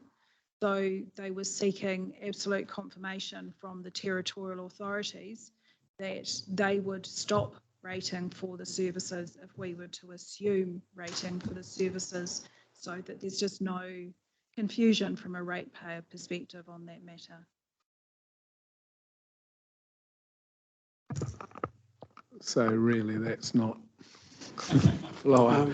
I've got a... Through Chair, I have a point of order sure. relating to sort of procedural matters here. Sure. So what concerns me is that I've foreshadowed a motion that we provide new services for Thames Coromandel. Now, we can only do that if we rate for them. So if this amendment is passed, then that's fine. But if it's lost, then that means we're not rating anywhere. And so what I'm suggesting is that we actually take a vote on my foreshadowed motion first and then come back to this motion. Because otherwise we could have a scenario where the proposal I've put up could be sort of stymied. I seek staff input as to whether that is correct. In other words, the way I'm reading the amendment is it's really saying that we are targeting one particular area rather than, for collecting rates rather than all of them. So I just want to confirm that if we pass this, it doesn't create any difficulty with considering the detail further, in terms of the next part, what we have to do. I don't think, according to the rules, to do a foreshadowed motion when he actually seconded the motion. That's right, you can't. I think that. So just get clarification. I just want to be sure that we've got our ducks in a row. I don't mind the chair being questioned on that. Sarah. Sorry, could I just respond to that point of order? Because that's an entirely different thing from this. This is an entirely different matter than the motion I'm proposing later. It's not about whether we rate or not, it's whether we provide new services. Yes, I understand. I can clarify, Mr. Chair, sure. just in terms of if either the amendment or the substantive motion are passed, then that would enable the council to proceed with rating for additional services. If both the amendment and the substantive motion are lost, then it would mean that we wouldn't be in a position to proceed. Yes, I understand that. So we're dealing with whether we rate first and then the second part. Now, that's how I wanted to establish it. So we're following the approach which staff were looking at and I think is appropriate, and then we go to step 2. Questions, comments about at the moment about the process? I'm trying to get the process right. So any other comment there about the process, please? Do you want to make a comment about process, whether we got it right? Yeah, Stu? just questioning Dennis's understanding because that's not what I'm meaning. I'm not meaning to stop the rating in Thames Coromandel. I'm saying set Thames Coromandel up, Yes, being rated by WRC to have a service. understand. It's not intended to shut the conversation down. That's what I'm reading. I just want to be clear My that deep that is concern understood. that the Mayor of Yeah. Matapiako is against this. Yeah. Services are next. We're dealing with rating now. Right. So that's, Councillor Strange, you wanted to comment? No, you're happy? So we are dealing with rating, and I regard this as a legitimate amendment to put forward. So I think that's very clear. So I'm happy to, if there's no further debate around this, I'm happy to put the amendment first. So all those in favour of this amendment, please raise your right arm, because I think voices won't do it. 1, 2, 4, 5. 5. Hugh's got his hand up. Yes. So that's division recorded. Right, we're just making sure we've got that. If you can just write down the names that we've got. I'll call out your names. Can you please let me know if you support or oppose the amendment? Councillor Remington? Support. Councillor Hodge? Councillor Husband? Support. Councillor Kneebone? Councillor Litchwark? Oppose. Councillor McPherson? Oppose. Councillor Nicol? Councillor Quell? Oppose. Councillor Story? Councillor Strange? Councillor Teague? Councillor Burko? Support the motion. Councillor White? Right. The motion is lost. 5 people support. 8 people oppose. So the original motion becomes this back on the table.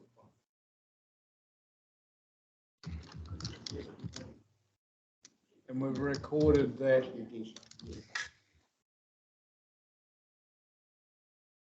So now we have a motion. Do I have a mover for the motion which you see up there? That the Waikato Regional Council takes over the rating for public transport services in all those 3 districts. So mover and seconder is, got that recorded, haven't you? Because it's already there. Same. So it becomes the substantive motion, moved by Angela Strange, seconded by Councillor Teague. So the Regional Council takes over the rating for public transport services in those 3 districts. All those in favour, please say aye. Aye. Those against? Carry. Division, right. So we have a division. If we can go through the same process, please. The substantive motion is on the screen before you. I'll call your names. Can you please indicate if you support or oppose? Councillor Remington? Councillor Hodge?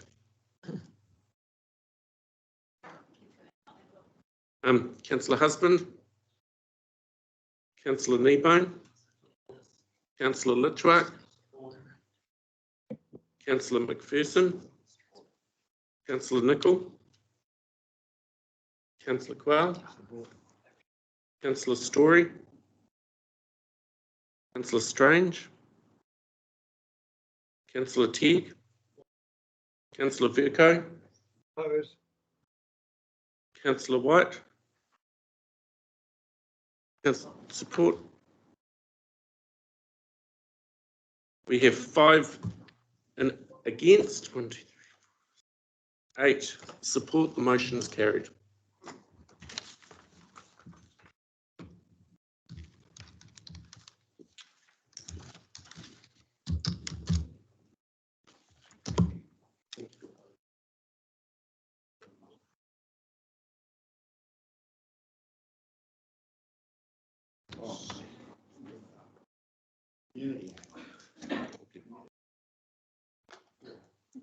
I lost my screen. It's gone black.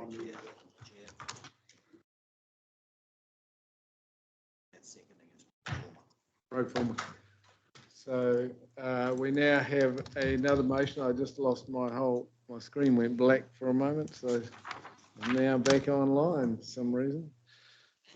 So we now have a motion on the floor, which is up on the screen.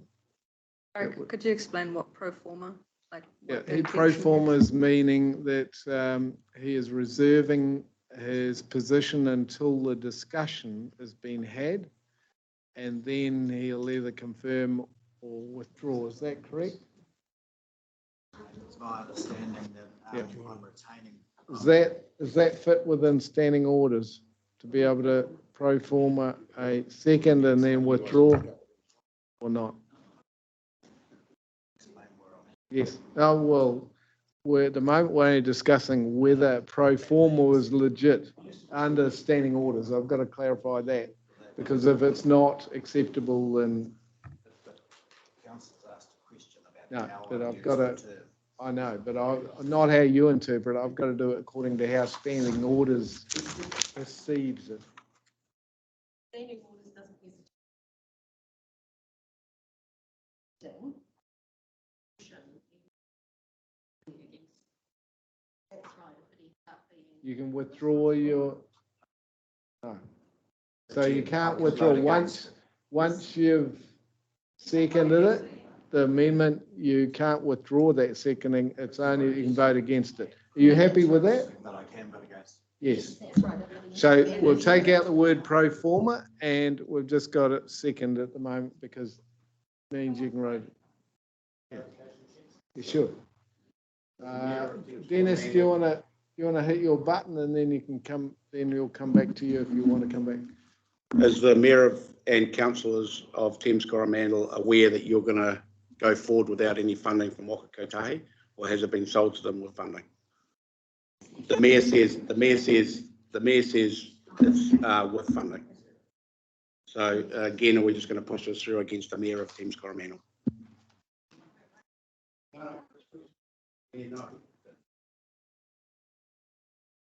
Comment by staff. Is the mayor and the council aware of the situation? Unless somebody else has been in contact with Thames Coromandel since the amendment was put, I have no idea. Okay, we've got a mover and a seconder, so it's open for debate. And first up, Councillor Teague. Thank you. Can I just begin by saying probably this is really quite personal for me. Since even before I was elected, I actually stood on a platform of trying to get more services. And it's one of the reasons I got elected, I think. But I've actually worked really hard on this electorate to get new services. As I said earlier, I went around every community board and sounded them out, and they were all keen, but they just couldn't quite get to the point where they put up funding of their own. I've been to lots of meetings, some of them, with the DHB. As a council, we agreed on this annual plan consultation, and now as a result of that, we have 77% support for what's proposed in this motion. Also, not only community boards, but the DHP and the groups that are at the sort of community level are very strongly in support of it. And these are very modest and affordable services, and I'll come to that in a minute. So what I suppose concerns me about the staff recommendation is it does seem to me to lack the urgency that we require in this area. So we've heard that we could get a service like this up and running within maybe 7 or 10 months. But if we wait for some time in the never that we might get Waka Kotahi funding, it could be potentially several years. And I think that lack of urgency is one thing that really concerns me. I think we're seriously out of touch with public opinion. So just pause there because I think that is a very important point to this deliberation here is in considering this motion, we want to be sure as to when the service might start.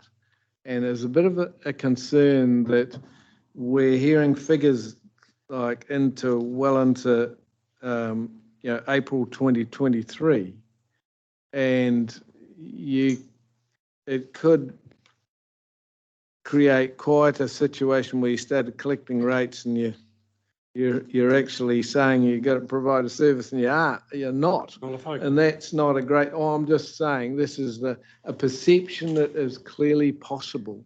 So that's why I interrupted you because I wanted to comment. Yeah, well, look, I'd like to comment on that because, we're now, what are we, May? We're not able to rate for the service until January anyway because of a previous decision. The rating will only commence from the 1st of January. As I understand it. Through you, Mr. Chair, that's correct. We had always said that the services would be for 6 months in the first year only. I guess the clarification around timing is probably important in terms of is it 6 months of service in the first year or only 3 months of service in the first year, which is sort of the time frame that has been indicated today, so that we can match what we rate with the service that we're actually going to be able to provide. So I suppose the other point I'd make around that is if there's no Waka Kotahi subsidy, then it takes quite a bit of time frame out because you don't have to present them with a business case. We're making that decision ourselves. It seems to me that it is possible, if we started planning this now, that we could get a service up and running mid-2022.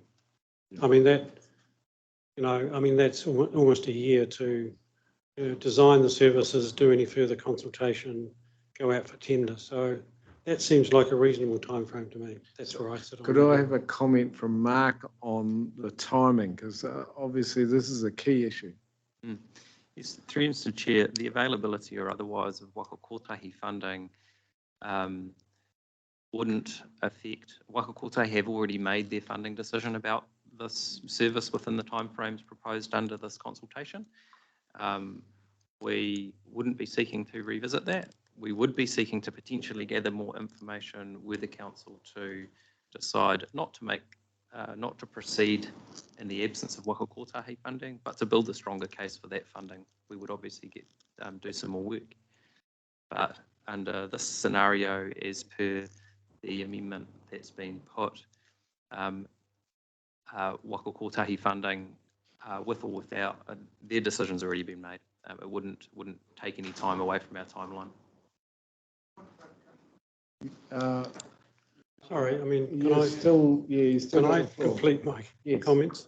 Yes. The other point is we're not starting from scratch for these services. So the transport staff have already designed these services and they're part of the consultation. So there was quite a large document sitting behind the consultation as to what we were consulting on. And they've actually been also, thoroughly costed to the degree of detail we have. So it's not as if we're, starting from scratch with that whole design. So the second point I wanted to make is that there's strong public support, and I mentioned that already. If you look at the feedback, actually 77% of submitters said they would like new services. So if we tend to take a scenario without the subsidy, and you take a $1 million capital value property in Thames Coromandel, the annual cost would be $15. If you have a property worth only $350,000, the annual cost would be $5. So even at $15, that's 4 cents a day. So it's not as if it's, it's going to, I take the point that any cost increase in this time is we have to be serious about. And that would only apply to a minority of ratepayers because that only applies to whether you have a direct benefit. So if you have a direct benefit means someone who's in the town serviced or is on the route between the two towns. So for example, if we look at the Coromandel to Thames service, if you live in Colville, north of Coromandel, you'd be paying at the most $1 or $2 a year because you wouldn't have a direct benefit. So then if you look at, you know, what's actually available in Thames Coromandel, I've lived there for nearly 50 years. There has never been, except for the Thames service, any public transport in that region. And there are 35,000 people there. So if I said to you, well, there's a population of Hamilton, 180,000, 30,000 or 35,000 of you aren't going to have any public transport, I don't think that would be acceptable. And so I'm saying to you, well, I don't think it's acceptable out in the regions either, frankly. And then if we look at the special demographics of this area, over 30% of the people living in this district are aged over 65. And that's exactly the demographic that use these sort of services. And it's also, you know, people on low incomes. So wrap up comments? Yeah. So where I'm landing on this is, the other couple of points I'd like to make is Janine has confirmed to me that the 7.8% rate that we agreed to in February already built in unsubsidised services into that figure. So it will make no overall difference to that figure. And so what I'm suggesting in this motion is that we have a 12-month trial. And I think the benefit of a trial is that we can run out on-demand type services. We can show the public and Waka Kotahi that it can work, and I'm confident it will. And we can then go back to them for funding. And there's already a precedent from the Thames service that they will. Okay, thanks. That. Thanks, Dennis. Next up. All right. Can you, do you want to reset the lights, all of you? Okay. So does that mean I'm going to go after Stu? Yeah, Okay. yeah, we reset our lights. Press your light again, Kathy, and others press theirs off, like Russ, if you turn yours off, and Angela off.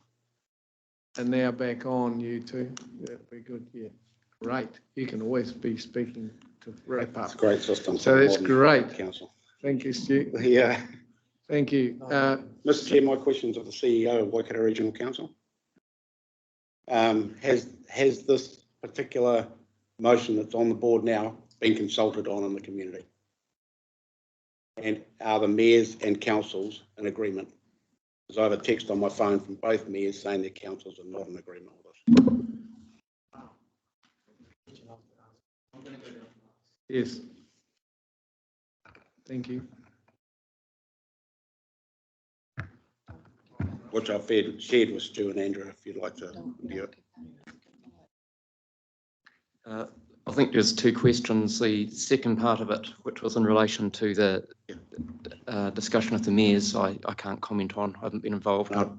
Has this been consulted on? Has it been consulted on? I guess that it's been partly consulted on in the sense that something more generic was proposed in the consultation document.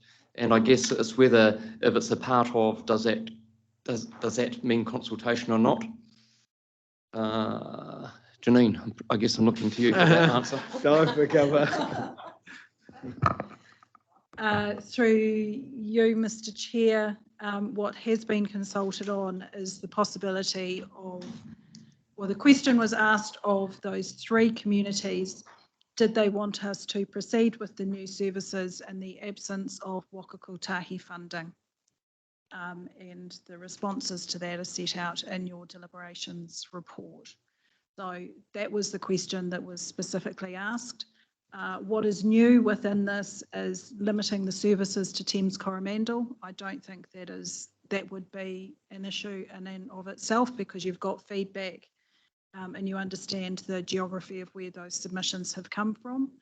And it is around a 12-month trial. That's probably not fundamentally different either, I would say. You have views of the community around provision of services and funding of those services. So you've garnered that information through the process. Thank you. Further comments? Stu, any further? No. We're moving on. Kathy? Yeah, look, just page 209, it says there, regardless of whether submitters support or don't support the proposed new services in Thames, Coromandel and Hauraki districts, 64% of submitters, a clear majority, would only support the rating of the proposed new services if funding for 51% of the cost of the new services is secured from Waka Kotahi New Zealand Transport Agency or another appropriate source. I actually support you being able to push for new public transport services on the Coromandel Peninsula. I even support your desire for a trial, but I don't support you doing that without Waka Kotahi funding or having a commitment to funding from another source. I don't think it's fair to actually ask the ratepayers to pay it all when if we waited for the subsidy, we probably would actually get the Waka Kotahi funding. So that's my reasons for not supporting this. I think it's, I do think it's not a great precedent. If we had some commitment from some other source of funding, that would be great. We might be able to actually vote on that here, but I don't think I can vote for this without having that. Thank you, Kathy. Can I just ask on that funding question, Mark, when is the earliest time that if we started on a trial, when is the earliest time that we could engage with Waka Kotahi and get funding, or do we have to wait to the end of the trial? Through Mr. Chair, I would expect Waka Kotahi would want to see the results of the trial before reviewing funding decisions. So you wouldn't go and say 6 months and say this is what we're finding. They'd want the full year. Through you, Mr. Chair, the funding conversation with Waka Kotahi, particularly around these types of proposed services, is an ongoing one. Like I said, we have that list of projects and we have the green light, orange light, red light. Where that orange and red line sits, that is a constantly moving thing. And so, but what I can say is that we have other services that we already have up and running, such as the Thames Connector service, which is still under a trial, and we would like to see that be the first one to cross into the green. Stu Kneebone. Thanks. I just want some clarification because I thought, if I heard you correctly, Mark, and correct me if I didn't, that you had said that with Waka Kotahi's 3-year funding process, there is potential in the 3rd year, if there's any money left over, to fund something. And where I'm going is, if we amended this to say that WRC proceeds with planning for provision, et cetera, taking into account the commentary you gave us around the planning process and how long it takes, is there potential? We would leave ourselves open with the option of A, proceeding along the way Dennis is suggesting, if we can't get Waka Kotahi funding, or B, proceeding and potentially getting Waka Kotahi funding, which would be even better if that makes sense. Just simply in terms of the way the resolution's worded, because clearly I wouldn't imagine the planning part of the sorting the rating database out would be anywhere near as significant as the planning for the provision of the service. So if I'm hearing you right, what you're saying is you're suggesting the potential for amendment if there is, we go down the track, so we give the staff the okay to plan to a point and then come back and consider it at the point where the planning is well advanced on the notion of what Councillor Teague has put forward. Are you wishing to put forward some words that put forward a amendment that reflects that? So you're really saying to staff, go ahead with the planning, and then you're saying to come back to make the final decision on the rating. So you're going to put forward an amendment. Now I've got my procedural things correct, I gather. You're putting amendment. Yep. Yes. So clarification from Mark, and I'll see if I've got a second of that. Through you, Mr. Chair, that's correct. We could proceed with, we could proceed with planning, and then as we get into year 3 or approach year 3 of the National Land Transport Fund, we would have a better picture of whether Transport Agency funding would be available, and the council may choose to reconsider at that point.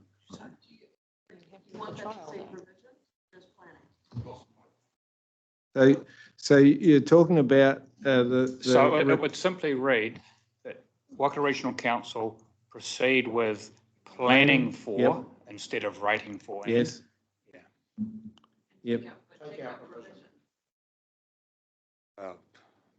I've done it. Planning I don't for think provision of it's services. semantics. So does that amendment reflect your views, both the mover and the seconder?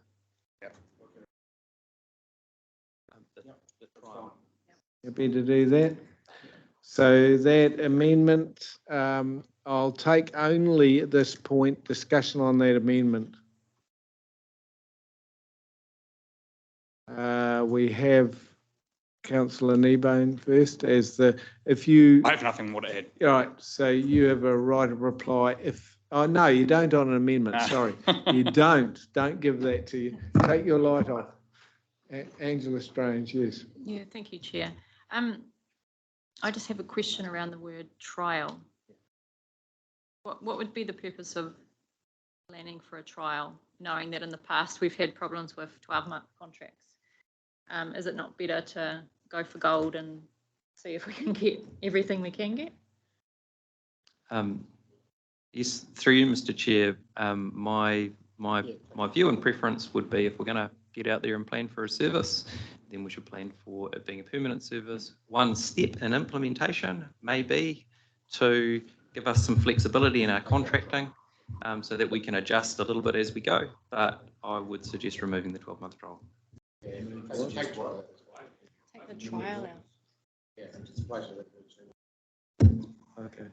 So what staff are recommending we drop at the last few words. Is the mover and the seconder agreeable to that? Yeah. Right.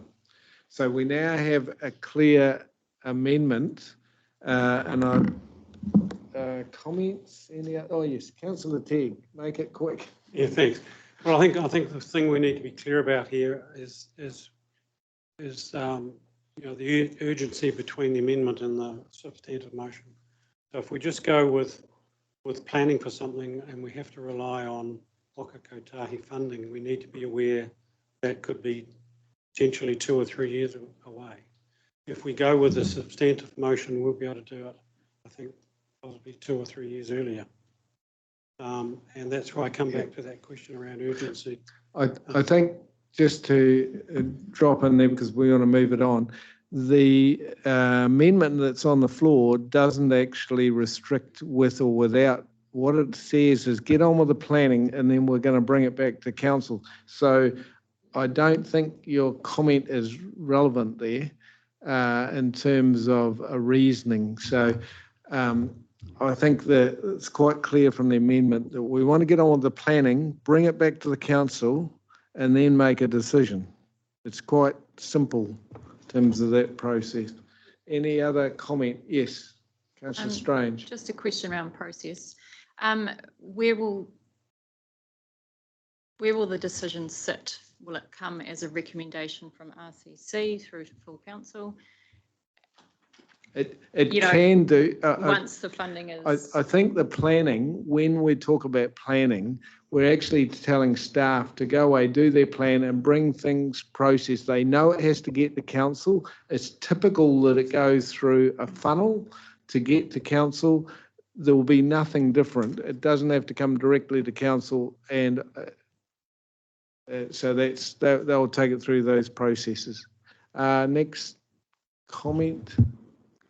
I just wanted to say I agree with you, Barry, around that the current wording technically doesn't say whether it is with or without Waka Kotahi. That's right. But I think to a member of the public reading it, the framing might be that it is only with funding. Wow. And so I think we could even drop the words pending Waka Kotahi because it doesn't add a whole lot more. Because it'll simply just say we're in the planning phase. Yeah, so If there- it depends on the mover and the seconder. There's a suggestion out there, it's only up to the mover and the seconder. They can either keep with their People have their amendment opinions. or they can withdraw it. So it's up to them. So I just need a quick answer on that. Just more open. You're going to take out those words, it's just still carries the same meaning? Mover and Unless seconder? you've got a better idea on it. And I if- just if I think it could- doesn't come across clearly, if I so we could- can add more words. If I could just Yes, make a sure. comment, as long as for the public they'd understand what I that just want them to resolution means. understand, Yeah. Certainly, I think with what you have currently in the amendment, that would be consistent probably also with the public feedback Okay, that was given. So, what the- right, so you're saying So if you very package it. clearly, staff are recommending fine. it be kept in. So you want to withdraw, so No. we'll keep that in if the Happy for mover it to and the stay second. in as yeah. long as the Mover and second are happy messaging with coming that? out from the Yeah. council Yeah, is right, clear. it's staying in. So, thank you. One more shot and last, just because you are the local constituent. Well, yeah, it just occurs to member. me, if we're not talking about funding, we're now just talking about planning, why would we not add back in Hauraki District? In terms of planning for that as well. So we're not committing any funds, but some work has already been done in Hauraki. Yeah, I understand. And it makes sense that we plan for both. I just Understand. wonder whether the mover and seconder would consider that.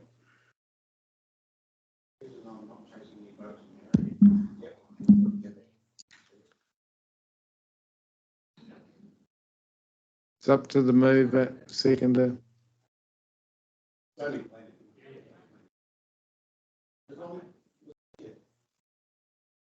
As long as that planning includes talking to the councillors over there, the Yeah. mayor and the community. It's part of the process. Because mayor Plan- saying, no, they haven't even Yeah. seen this. Planning I'm not is part of the process, so I take it as chair, that's where we're at. And as long as we're not La- overloading Right. staff with planning for Yes. a service that's not necessarily Understand that. been signalled by anyone. Hugh has the last comment. Hugh, Thank you, Barry. I take you back in a bit of history, and South Waikato District Council wanted to put on some new services within the South Waikato District area. NZTA turned it down and said, no, you've got no business case to show that it will work, we won't fund it. Now, South Waikato District Council got given a lot of shares in Power New Zealand when the privatisation arrived, and they took a very, very bold step. I admire them for it. And they put all that money, they gave it away to a community group to look after that and to spend the income coming off that PNZ fund and the capital for community activities. So therefore, the proposal to go with a trial, seeing NZTA wouldn't fund it, went back to that community group and they agreed to fund it. And I think it was for a 6-month trial. There were 2 services that put in there to the trial. One was a circular one around Tokeroa that specifically went from the shopping centre to the health services and other areas. And the second one was a trial that went from Tokeroa to Putaruru. The result of the 2 trials was that the internal one around Tokeroa was extremely successful, and NZTA came on board and they have provided their normal 51% subsidy on that ever since that trial was put in place. The other service from Tokeroa to Putaruru showed that it had very little support. The community organisation managing that fund pulled the fund and it has not gone anywhere. So that was how they proved with external source as to whether it would work or not. If NZTA take the same attitude, they will say, show me your figures, show me that it will work, and not theoretical. And if it does, then we'll consider it more favourably. So I think you've got to do a trial, but over to you. right. Well, we're not necessarily ruling out the trial. What we're doing is we're doing the planning to get to a point, and it may well be that this council decides on a trial.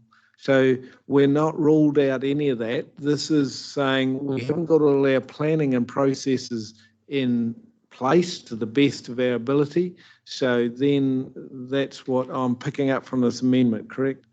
So I think the trial isn't ruled out at all. With that, no more comment? Great. It's been a fantastic debate, and I'll now put it to the vote. All those in favour, I'll actually ask for arms to be raised. All those in favour of the amendment, please. All those in favour?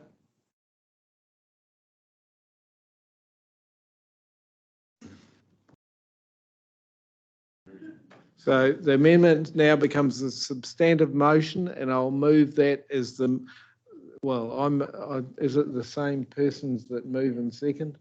It is. So I'll put that motion now, the substantive motion that you see up on the board. All those in favour, please say aye. Aye. Those against? Carried. Thank you so much. What a great debate that was for my first chairmanship. And I think we're all done and dusted, aren't we? We can have lunch. So I can close the meeting and thank you for your inputs.